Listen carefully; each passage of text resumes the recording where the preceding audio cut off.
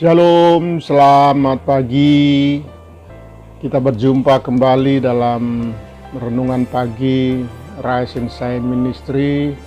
Saya percaya bahwa Bapak Ibu Saudara kekasih sahabat Rise and Shine dalam keadaan yang sehat-sehat, baik, diberkati Tuhan dalam kehidupan memasuki hari yang baru. Terima kasih, kita mau bersyukur kalau kita masih ada sampai dengan saat ini. Pagi hari ini kita akan merenungkan satu kebenaran firman Tuhan, yaitu dengan tema hanya seorang hamba. Namun sebelumnya mari kita satu di dalam doa. Dengan ucapan syukur kami datang di pagi hari ini, Tuhan Yesus. Terima kasih oleh karena anugerah-Mu, berkat Tuhan dalam istirahat kami semalam.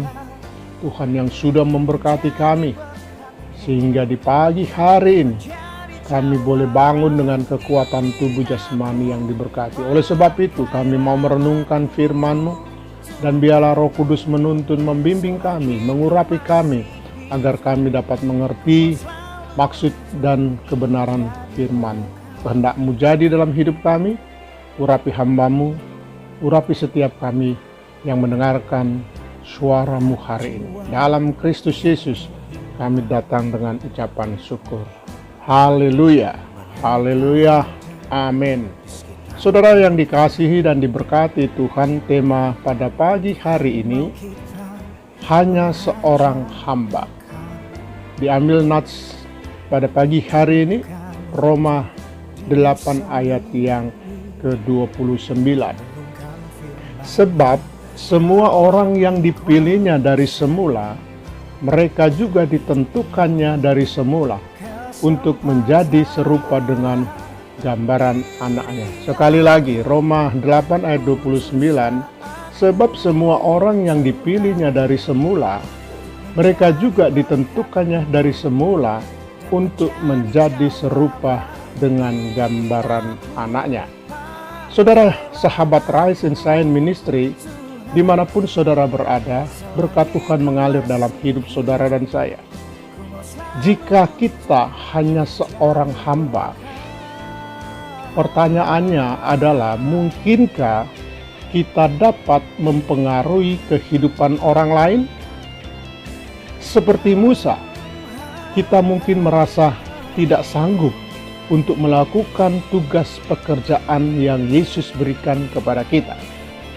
Tetapi apa yang membedakan kita dengan dunia ini adalah bukan hanya mengenal hal-hal apa yang kita katakan, melainkan apa yang kita lakukan dan bagaimana kita menjalani hidup kita sehari-hari. Sekali lagi, bukan apa yang kita tidak sanggup untuk melakukan tugas pekerjaan yang Yesus berikan kepada kita, tetapi apa yang membedakan kita dengan dunia ini bukan hanya mengenai hal-hal apa yang kita katakan, melainkan apa yang kita lakukan dan bagaimana kita menjalani hidup kita sehari-hari. Sahabat Rise and Shine Ministry yang dikasihi dan diberkati Tuhan, bukankah kita seringkali menganggap remeh karunia yang kelihatannya kecil? Padahal perkara-perkara kecil itulah yang dapat menunjukkan kepada orang lain jika Allah yang berdiam di dalam diri kita adalah nyata. Sebagai contoh, seseorang datang kepada Kristus bukan karena ia mendengar khotbah yang bagus yang ia dengar, melainkan karena ada seorang percaya atau orang Kristen yang dengan setia mengunjunginya setiap hari selama sebulan misalnya. Nah, setelah ia mendapat kecelakaan akibat mengemudi dalam keadaan mabuk, jadi bukan karena dia mendengarkan khotbah yang bagus sekali, namun di saat ada seseorang yang mengalami penderitaan kecelakaan, namun dia mengunjunginya setiap hari. selama sebulan misalnya. Nah, hal inilah yang membuat dia itu melihat bukan siapa kita, namun apa yang kita lakukan. Saudara yang dikasihi dan diberkati Tuhan, tidak seorang juga di antara kita yang tidak berarti. Kita semua bisa memberikan pengaruh. Kita mungkin tidak bisa seperti pengkhotbah terkenal, tetapi Allah akan menempatkan kita pada posisi yang di situ kita bisa melayani, memuliakan Dia, dan yang perlu kita lakukan hanyalah memohon kepada Tuhan.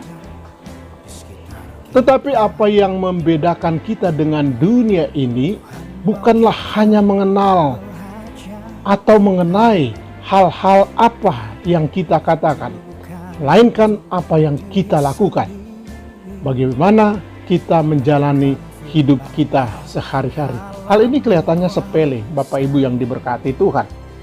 Namun, jika seseorang pahlawan dalam perjanjian baru adalah Stefanus, yang ia hanya melayani orang-orang dengan jalan mengurus diakonia. Perhatikan, hanya hal-hal yang sepele ya, kecil, orang lain mungkin tidak melihatnya itu.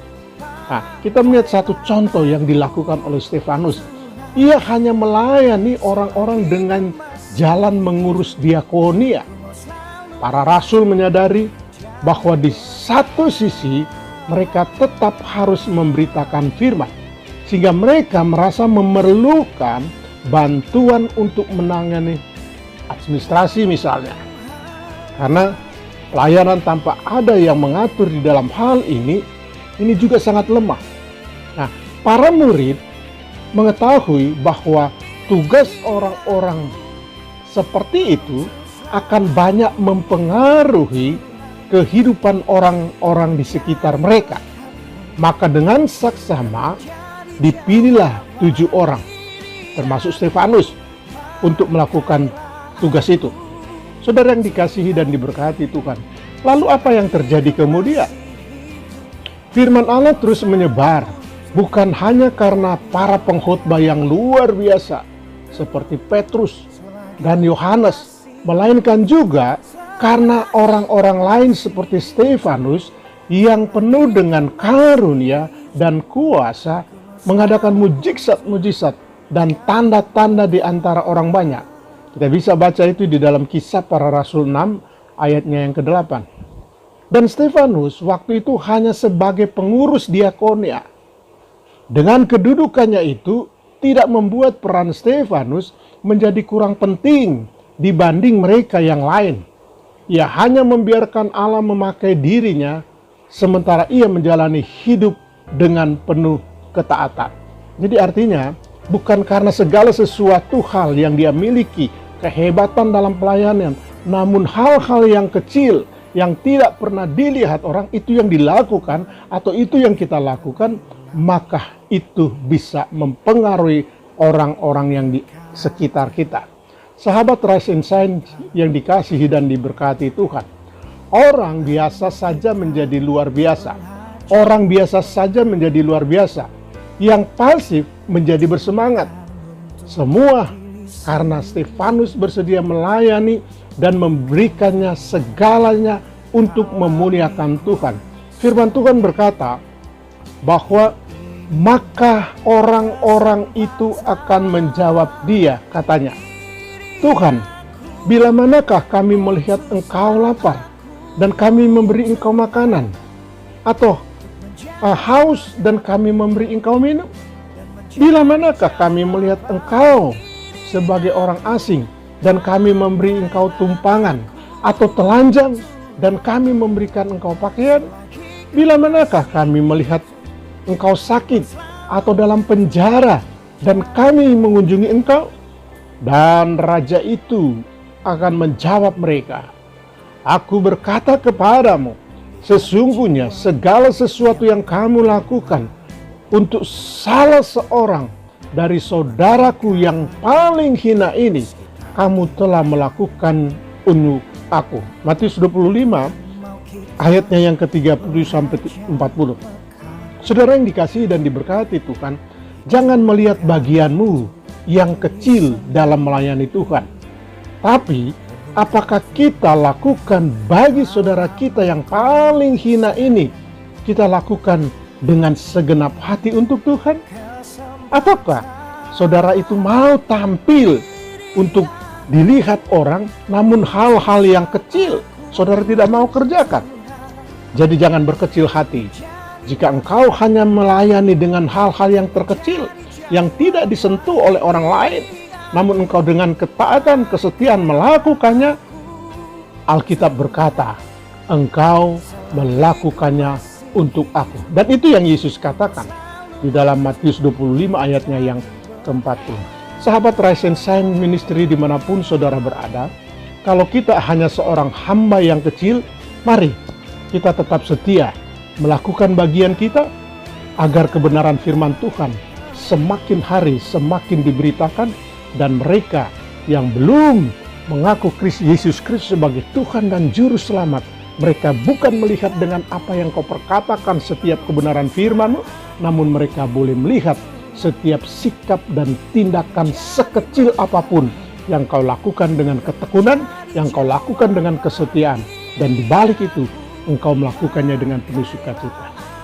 Damai sejahtera Tuhan menyertai dan memberkati engkau, dan biarlah engkau boleh menjadi pembawa damai dalam hidup sehari-hari. Terpujilah Kristus. Haleluya. Haleluya. Amin.